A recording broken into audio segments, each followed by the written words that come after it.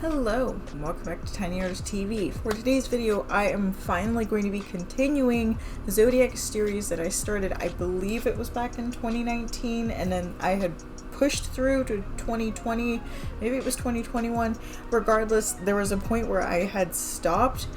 So today's video, I have actually already drawn this character, but I never ended up uploading the footage because I didn't finish drawing the character.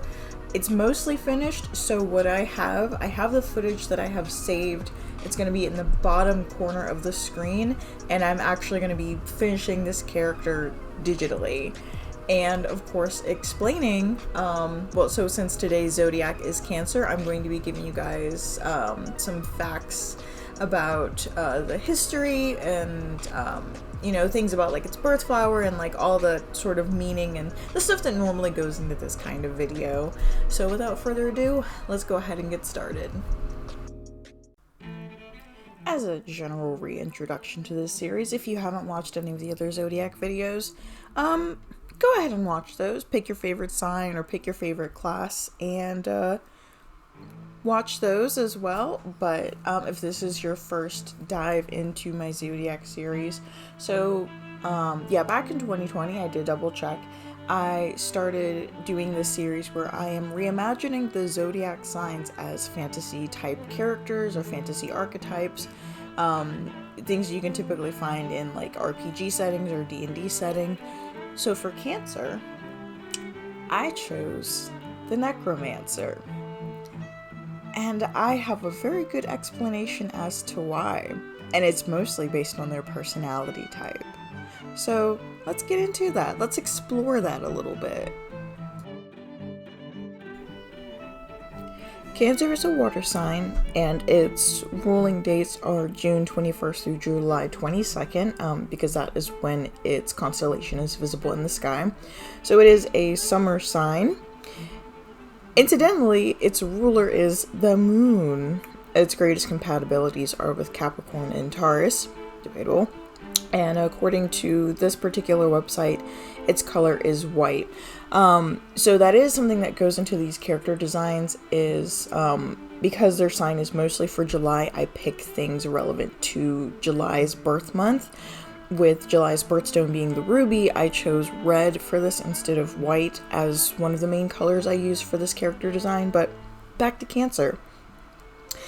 Their character traits, as far as their strengths are concerned, they are tenacious, highly imaginative, loyal, emotional, that's also a con, sympathetic, and persuasive.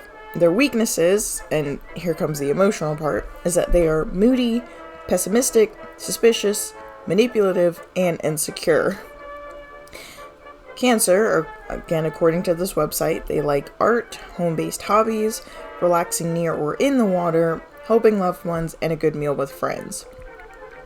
I say based on the one Cancer that I know, well actually I guess I know two now, that seems accurate, but those are also things that like a lot of people like. Cancer dislikes strangers and revealing of personal life. They are deeply intuitive and sentimental. Cancer can be one of the most challenging Zodiac signs to get to know. They are very emotional and sensitive and care deeply about the matters of family and their home. Cancer is sympathetic to people that they are close to, and those born with their sun in Cancer are very loyal and able to empathize with other people's pain and suffering. The sign of Cancer belongs to water, just like Scorpio and Pisces. They are guided by their emotions and their heart. They could have a hard time blending in the world around them. Being ruled by the moon, phases of the lunar cycle deepen their internal mysteries and create fleeting emotional patterns that are beyond their control. So, the main reason I chose Necromancer for Cancer is when you think of a Necromancer, you think of someone who, or at least okay, so this is how it makes sense in my head. Necromancers to me seem like people who hold grudges. They are willing to resurrect someone that owes them money just for that fact alone. Necromancers are also typically depicted as sort of evil, but I see them less as evil and more as creatively pragmatic. And I feel like that also describes a Cancer. It made more sense in my mind. I wish I had recorded this part of my brain like when I initially created the design, because there was a different website that I had found that explained this better. But anyway, back to Cancer. I guess with that we'll segue into the myth. And I guess it also makes sense that Cancer, I made this design not only a necromancer but a pirate specifically, because Cancer being a water sign and pirates, living on the water. 2 and 2 equals 4. So the history of Cancer. In ancient times, the constellation of Cancer was positioned at the same place as the most northern location of the sun, representing the summer solstice. Its name is Latin for crab, but we can hardly recognize the look of the constellation with the naked eye. It looks more like an upside-down Y, and is the dimmest of all zodiac constellations, located between Gemini and Leo. It was often considered the dark sign. Sounds necrotic to me. Described as black and without eyes because of its dim appearance. Cancer, the crayfish or the crab, is said to have been a place for the Mesopotamian sun of the south, and was afterwards associated with the 4th month Duzu that falls in June/July of the modern Western calendar. It's also known as the northern gate of the sun. The myth of Cancer is also probably the shortest myth of all, which is unfortunate because I like sharing multiple stories about these signs, but it gives me more time to fit other information into this video.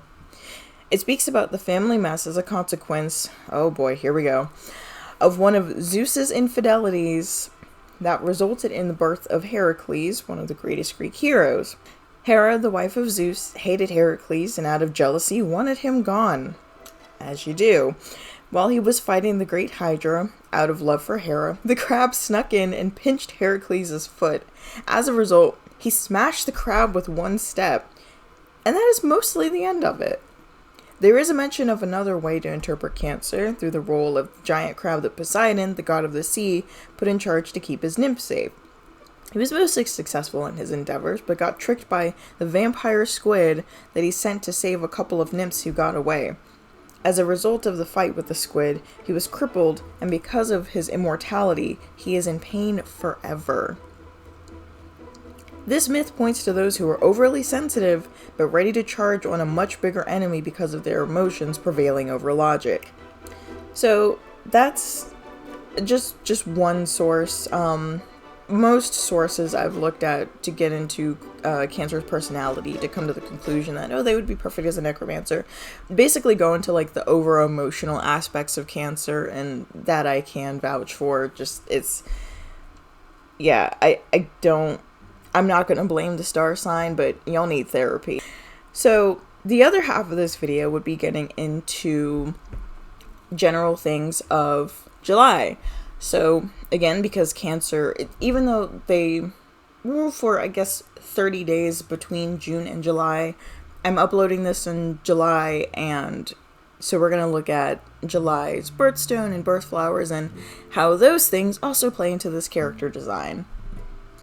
The July birthstone is the ruby. It's the official birthstone, although the carnelian is also recognized.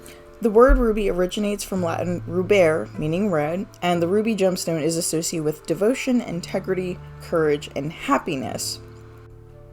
But that's just on the surface. This gemstone was thought to have some pretty impressive abilities and capabilities. Properties, that's the word I'm looking for. When worn as a talisman, ruby's mystical properties extended to personal protection. People believe wearing the stone on the left, the heart side, would allow the bearer to live peacefully.